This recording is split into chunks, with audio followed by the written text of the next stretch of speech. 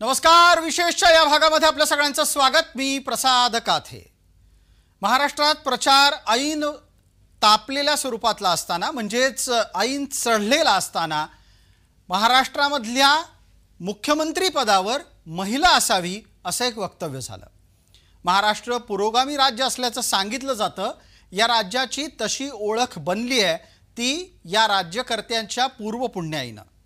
मात्र जिथं अनेक कर्तृत्ववान महिला होऊन गेल्या तिथं आजवर एकाही महिलेला राज्याचं नेतृत्व करण्याची संधी मिळालेली नाही. हेच विशेष.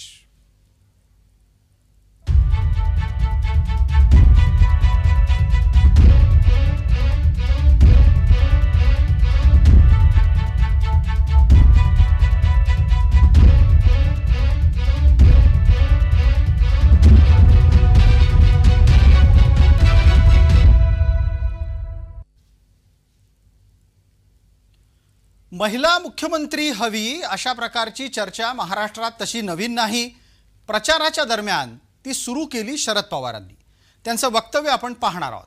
शिरूरच्या वडगाव रासाई इथं त्यांनी हे वक्तव्य केलं.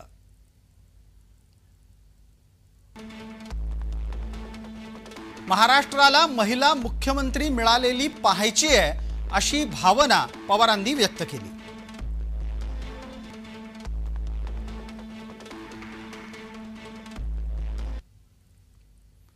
आता या निमित्तानं मग स्वाभाविक चर्चा होते की जर महाराष्ट्रात मुख्यमंत्रीपदी महिलेला बसवायचं असेल तर कोण महिला आहेत ज्या स्पर्धेत आहेत त्या तिघींचे चेहरे आपल्या समोर येणं अपेक्षित आहे.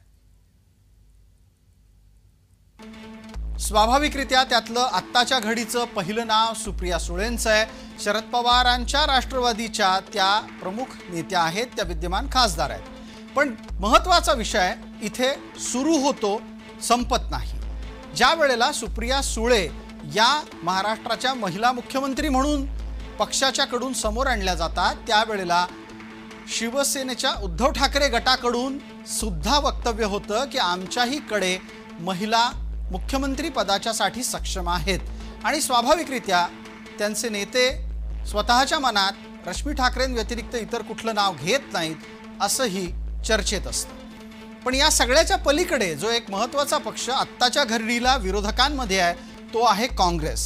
सर्वाधिक जागा लढणाऱ्या काँग्रेसमधलं ज्येष्ठत्वाच्या अनुषंगानं येणारं नाव जर कुठलं विद्यमान स्थितीतलं असेल तर ते आहे यशोमती ठाकूर यांचं.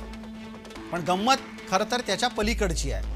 मुख्यमंत्री पदी महिला असावी असं म्हटलं जात असताना जे पुरुष मुख्यमंत्री व्हायची स्वप्न पाहतायत ते या महिलांना मुख्यमंत्री होऊ देणार आहेत का हा कळीचा मुद्दा आहे.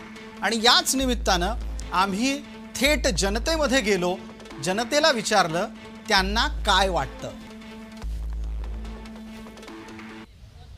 महाराष्ट्र राज्याच्या स्थापनेपासून अद्याप एकही महिला मुख्यमंत्री जी आहे ती घडलेली नाहीये. आपण आता बारामतीमध्ये आहोत आणि आपण महिलांकडून आणि पुरुषांकडून दोघांकडून जाणून घेणार आहोत की महिला मुख्यमंत्री कशी असावी, कोण असावी आणि त्यांच्या क्षमता काय काय असाव्यात. आपल्यासोबत काही महिला आहेत. तुमच्या काय अपेक्षा आहेत महिला मुख्यमंत्रीकडून, कशी असावी, कोण असावी? सुप्रियाताईंचं नाव सुद्धा चर्चेत आहे. मी पहिल्यांदाच सांग. खरं तर या राज्याला आजपर्यंत महिला मुख्यमंत्री मिळालेली नाही. ह्याची खंत थोडीशी महिला म्हणून आम्हाला आहेच. आत्ता ह्या राज्याला महिला मुख्यमंत्री जर होणार असेल तर मला असं वाटतं की या राज्याची पहिली महिला मुख्यमंत्री म्हणून खासदार आदरणीय सुप्रियाताई सुळे ह्याच असाव्यात. कारण मुख्यमंत्री पदाचे सगळे गुण त्यांच्यामध्ये आहेत. एक म्हणजे त्या अतिशय चांगल्या वक्ता आहेत. त्या संसदेमध्ये आत्ता ज्या पद्धतीने त्यांचे मुद्दे मांडतात किंवा लोकांचे प्रश्न तळागाळातील त्यांचा जो अभ्यास आहे तो अतिशय खूप एकदम काय म्हणतो आपण त्याला प्रेरणादायी आणि खूप चांगला आहे. आणि तो त्याबरोबर तिथं मांडतात, लोकांचे प्रश्न मांडतात आणि सर्वसामान्य लोकांची त्यांना जाण आहे. आणि मला असं वाटतं की त्या महिलांसाठी पण अतिशय चांगले दिवस घेऊन येतील असं मला वाटतं. मात्र महिलांचे प्रश्न ज्या पद्धतीने सोडवले पाहिजे त्या पद्धती आता एक पॉप्युलर योजना आलेली लाडकी बहीण योजना अतिशय पॉप्युलर योजना झाली.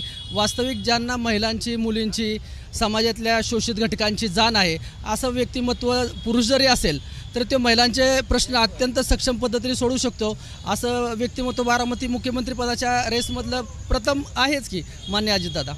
सुप्रियाताई अजिबातच अयोग्य आहेत, कारण की सुप्रियाताईंना शाहरुख खानच्या मुलाला म्हणजे ज्यावेळेस ती ड्रग्सच्या ह्याच्यामध्ये अटक झाली त्यावेळेस त्यांना आई म्हणून वाईट वाटलं, पण ज्या गोरगरीब मुलांना मुलींना ज्यावेळेस काही अडचणी निर्माण होत्या त्यावेळेस त्यांना आई म्हणून अजिबात वाईट वाटत नाही. मला असं वाटतं की सुप्रियाताई सुळेच या महाराष्ट्राच्या पहिल्या मुख्यमंत्री होण्यासाठी अतिशय केपेबल आहेत. रुपालीताई चाकणकर सुद्धा मुख्यमंत्रीपदाच्या रेसमध्ये योग्य उमेदवार आहेत. पंकजाताई तर बेस्टच आहेत, काही त्यात वाद नाही मुख्यमंत्रीपदासाठी. म्हणजे वेगवेगळी नावं चर्चेत आणण्याचं कारण हे की आता काही दिवसांमध्ये विधानसभेच्या निवडणुकीला मतदान होतंय, निकाल लागेल. निकाल लागल्यानंतर ह्या सगळ्या चर्चा ज्या आहेत त्या सुरू होतील. म्हणून त्याच्यापूर्वीच आपण जनतेमधून जाणून घेतलं की नेमकं महिला मुख्यमंत्री करायचं म्हणलं तर जनतेतून कोणाचं नाव समोर येत आहे. कॅमेरा पर्सन दीप मिश्रासह रोहन कदम, जय महाराष्ट्र न्यूज, पुणे, बारामती. महिला मुख्यमंत्री पदाच्या निमित्तानं सुरू झालेली स्पर्धा ही पक्षापक्षात उद्या कोणाची डोकेदुखी ठरायला नको, आपलं त्यावर बारीक लक्ष असेल. विशेषमध्ये तुर्तास इतकंच. मी प्रसाद काथे.